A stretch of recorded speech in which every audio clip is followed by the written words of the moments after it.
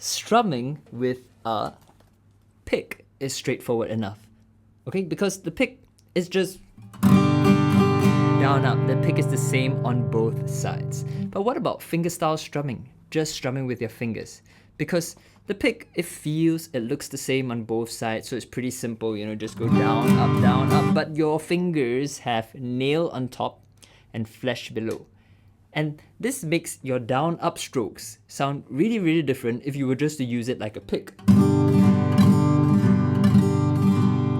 Alright, so that's not ideal. So in this lesson, we're going to explore the best way, in my opinion, to strum simple down-up patterns using just your fingers. Down.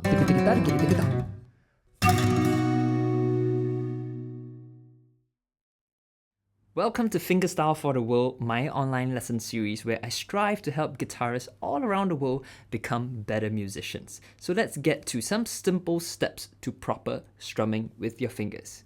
Step number 1 is to make a heart.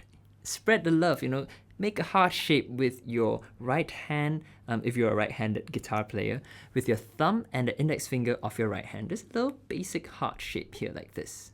Now, once you form this heart shape, it's important to keep your hands free and relaxed, Don't squeeze them together, just let them gently touch each other and form this shape, all right? And step number 2, I want you to use your nails. You want to use your nails all the time while strumming. So the rule is pretty simple. Once you've got this heart shape, all right, the rule is simple. Use your index finger for downstrokes and your thumb for upstrokes.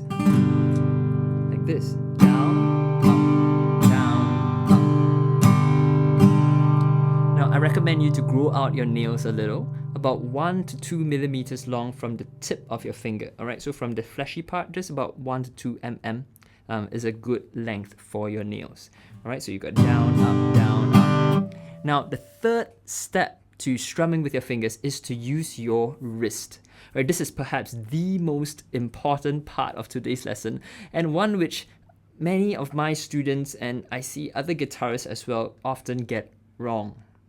So it's pretty simple. Make sure that when you're strumming, you are rotating your strumming hand at the wrist and not the forearm. So I'll repeat that again.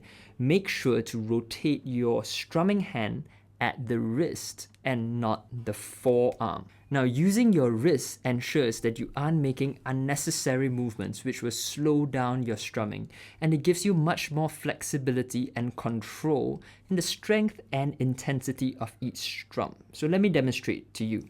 This is using your wrist. Notice how I am making the motions from this part. But if I were to use my forearm, there's so much movement here, I'm feeling a little tired already. If I keep strumming this way, I imagine I'm gonna wear out my right arm. And also, I have not much control over my strumming, whereas if I were to use my wrist,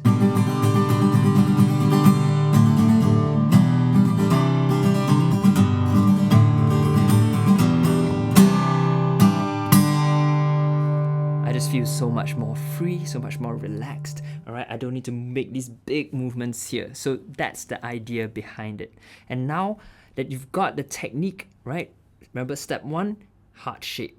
All right. Step number 2, down stroke, index fingernail, upstroke, thumbnail, and using your wrist to control the movement of your hand. Now that you got that down, we're going to get to some practice tips that you can apply and use so that you're practicing this strumming technique in a very meaningful and effective way. So the first practice tip is to use your left hand to anchor your right hand. Now this makes sure that you are not using your forearm to strum, but you're using your wrist instead. So I want you to take your left hand and grip your right forearm. All right, grip your right forearm with your left hand to keep it still. And right, this is a little bit of a difficult thing to do, but you grip it still, and then just strum the open strings with your wrist.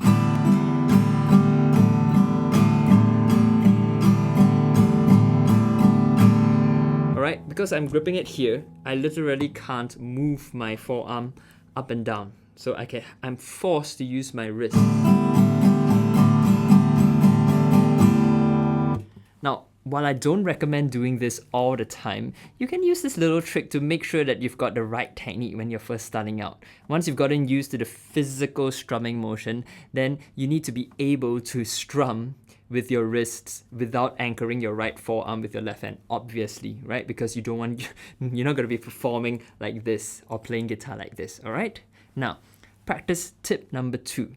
Separate your down and up strokes. So while we are learning a down-up strumming pattern, very often you will need to use down strokes or up strokes consecutively.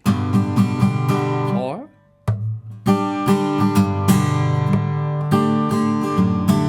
for example, alright, so practice just down strokes and then practice just up strokes and then practice them together in a down-up pattern. So down strokes and up strokes. And then down, up, down, up, down, up. Now, the third tip is to practice with muted strings. Now, if we want to really focus on just our strumming technique alone, it helps to mute all the strings and then work solely on strumming.